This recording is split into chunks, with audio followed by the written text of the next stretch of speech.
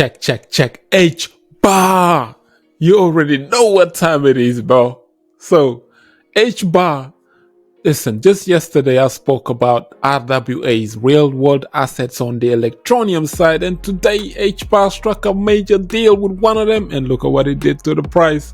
We almost hit 20 cents. You're gonna want to stick around, stay tuned, like and subscribe. Let's get straight into it. We talking about HBAR today, guys. I don't know, but my channel being shadow banned or whatever it is, you know, support your boy, but just hit the subscribe button. So yeah. Let's get straight into this one. 14 cents, guys, right now as we speak. But as you can see, it peaked at almost 18 cents or something to that nature. HBAR exploded over this news. You know me, I'm going straight to the source. The HBAR Foundation started with a series of tweets yesterday, just one after the other, but back to back. That was crazy. Let's say, yo, today we witness RWA history as BlackRock's ICS US Treasury Money Market Fund, their MMF, is tokenized on top of the Hedera network with ARC and another company called OWN RAI or something to that nature, right? Marking a major milestone in asset management by bringing real world largest asset managers, the world's largest asset manager on chain, and they tokenizing themselves on top of HBAR, BlackRock, Arcax, and OWN era right here. This is crazy, guys. I told you. I made a video the other day when I was speaking about AVAX. I said, BlackRock, this is what they're targeting. That's their narrative. They're going on with it. And I was just, you know, touching up on electroneum the other day, yesterday, and I was saying, yo, if they can pull one of these, this is gonna be big, bro. Real world assets are gonna be coming on chain, and they're gonna be tokenizing themselves. They're looking at robust blockchains that has been tried and tested and proven, and they're gonna be tokenizing themselves on top of them. And AVAX chain is very popular, and BlackRock could be doing these things over there, and Hedera is one of them, you know. 1,000 transactions per second or something like that. That is crazy, bro. Their throughput, TPS, how fast they can process things, and DLTs, you know, distributed ledger technologies, the Hashgraph technology is such a great thing. Ripple is using DLTs, you know.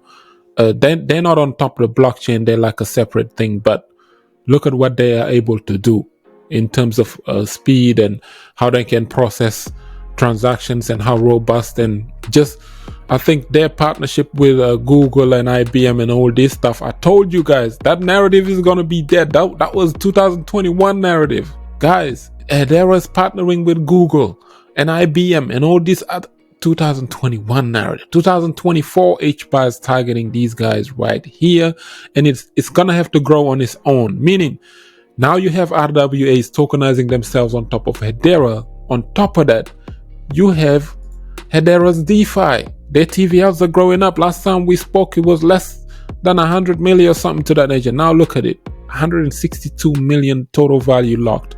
SuperSwap being the leading DEX on top of the Hedera Hashgraph network. Guys, look at SuperSwap. Shout out to Mr. Zuni. I was talking to Mr. Zuni on Twitter. Look at the source token, but Mr. Zuni, last time I made a video about HBAR, I was telling people, y'all are targeting HBAR. That's cool. I already got my HBAR bags packed, but I scooped up some source token at 3 cents, guys. Last time I made a HBAR video, I was talking about this. Mr. Zuni, we was talking about it. It was at 3 pennies, guys, 3 cents. It ran up recently all the way up to almost 20 cents. It almost outperformed the HBAR token. So the source token, you know, this is the #1 DEX on top of the Hedera Hashgraph, and this is the development. That's what RWAs do, you know. This is they're saying that with Hedera's governing council member ABRN PLC, these guys here, they are huge. UK's largest active wealth manager. It's these guys. They are tokenizing themselves with a flagship multi-billion-dollar MMF fund on the Hedera Hashgraph. This happened last year and is finally taking into effect. And this is additional for BlackRock's MMF alongside with the existing offerings that they are getting, right? All available directly through the AX platform. This is dope, man. Look at this. The governing council just keeps growing and growing and growing. But in my opinion, this narrative here, I think DeFi and all this other stuff, that narrative, once that add on to stuff like this, the RWA is tokenizing themselves on top of these blockchains, that's dope, man. This is it. Hedera is gonna do numbers, and look at it. It was all over the news. Everybody was talking about Hedera today. It just pumped out of nowhere. I was like, what the heck? What's going on with my portfolio today? And HBAR just gave us this blessing. It's retracing right now, you know. This is a sharp drop because people, you know, have to take people have to take profits. But it is what it is, man. Shout out to Hedera Hashgraph. I told you, Mr. Zuni. Mr. Zuni said he's targeting $2 to $3 or something. Mr. Zuni, I'm saying $5 per HBAR. I don't know, but this is too early for us to be at 14 cents. Cardano was not at 14 cents like right after the Bitcoin halving in 2020. We was hovering around 10 cents, 8 cents for many months before Shelly drops.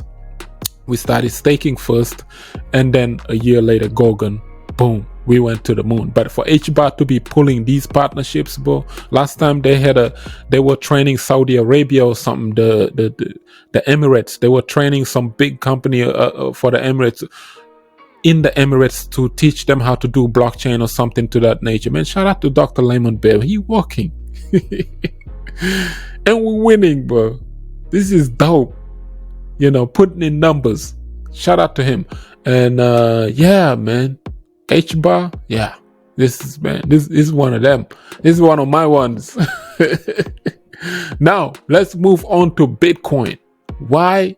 Because some new development came out. I came across this. Take a listen to this about Bitcoin. RSA created SHA-256, which is the algorithmic procedure behind Bitcoin. And everyone said, I'm crazy, I don't know what I'm talking about. Then I'm coming across Twitter. Here is a paper from 1996. And the paper was called How to Make a Mint, the Cryptography of Anonymous Electric Cash. That's in 1996. This was written in 1996. Wow. By NSA. And you know, so the NSA, coincidentally, Satoshi, who the author of that 1996 paper about electronic cash. Do you know who the author was? It was Satoshi Nakamoto. Doesn't that sound like Satoshi Nakamoto? Wait, is this who real? Who is the credited author for Bitcoin paper, which was in 2008? I need someone to fact check. Wow. This is dope, man. I came across this and I went and fact checked it. The paper's real. There's a paper out there circulating. Apparently, Cointelegraph made an article about this way back in 2014, and it's just resurfacing nowadays. And it's right here. It says how to make a mint, the cryptography of anonymous electronic cash, and it is written by NSA agents. This is 18th of June. The 18th of June, 1996. This paper was written, and the US government released this white paper entitled How to Make a Mint and whatnot. And yeah, National Security of Agency Office Information and Technology and whatnot. If you scroll down all the way to the bottom, you can see how they mapped out. This is similar to the Bitcoin white paper. And apparently this was in 18th of June 1996 that the NSA designed this electronic cash system that they were working on. But the project went dead for many years. It went dormant. And all of a sudden in 2008, Satoshi Nakamoto appears. But here's the funny part. On the 18th of June 1996, the guy who wrote this, amongst the guys who published this, right? One of them was Laurie Lowe, Susan Sabret, and Jerry Solanas. But the top writer was this gentleman right here, Dr. Tatsuki Okamoto, guys. Tatsuki Okamoto. I can't say the name right. Yeah. He was NSA for a while, and he's a fellow researcher. Apparently, he's one of the top guys who developed the SHA-256, the hash that the Bitcoin algorithm was written on, or something to that nature. That's, if you understand blockchain, you know exactly what I'm talking about, bro.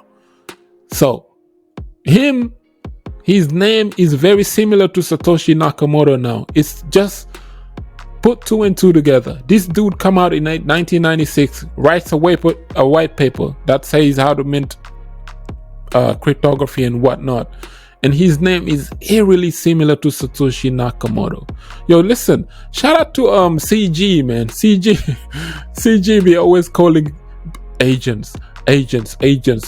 And you know, he's been saying it for years. CGB always calling people in crypto agents and whatnot. But look at it now. It's coming into coming into the light now that the NSA was behind Bitcoin the whole time. I always had that suspicion that this had to be government agents, just a group of people that do it. Because even, let's say Hal Finney, the OG, rest in peace. He died from ALS in 2014 or something. He's the first guy to receive the first Bitcoin transaction saying running Bitcoin. It's on that famous Twitter. It's on Twitter to this day. And how he received it, how Hal Finney received the first Bitcoin transaction. And then he started mining Bitcoin on his laptop or something. And it was heating up. And then he said he switched it off. And back then he stayed in California. Right down the street from where he lives is one guy named Dorian Nakamoto. It's very weird, like right down the street from where Hal Finney lived is one Dorian Nakamoto. So in 2014, one lady did an investigation and she found Dorian, and that's the old man that's very famous. People thought he was Satoshi and he said he's not. But I reckon all of those guys could have been just agents, bro. They all were in it together. Bitcoin was not created by a single man. It had to be an entity, like a group of people. And that explains why that 1.1 million Bitcoin is just sitting on the blockchain. It's lost and gone forever, because they must have split their private keys. Like one would have the number and that one, and then years later, one passed away from ALS, and then the other guy just disappeared and they couldn't find their security seed phrase anymore. Otherwise, that stuff would have been dumped on them. Come on, who has 1.1 million Bitcoin just sitting on the blockchain without moving? It had to be like that, but it had to be a group of people that split the passcode, and one would hold each seed phrase or whatnot, and then they would just lose the keys. They must have lost the private keys. That explains it all. That's my theory. Bitcoin was not created by one entity, but it could have been all of these agents together that came together, that decided to tackle the inflation of fiat by creating a deflationary currency. But it has to be deflationary over a 4-year period of time and all this. You know how they designed the Bitcoin halving, bro. And they would just slash it and cut it in half and cut it in half until, you know, the year 2140, where the last Bitcoin will ever be mined. And then boom, history will be in the making. When all of us are long gone, they'll be back rewatching us and laughing, saying, look at these guys 100 years ago were talking about Bitcoin. But yeah, man, shout out to you all. Let me know in the comment section below. Do you think Dr. Taosaki Okamoto, who eerily sounds like Satoshi Nakamoto, is one of the guys who could be Satoshi? I'm just gonna leave it at that. Like up the video, share it, subscribe for some crypto content. I have been Mr. Nakamoto Crypto, and I'm out.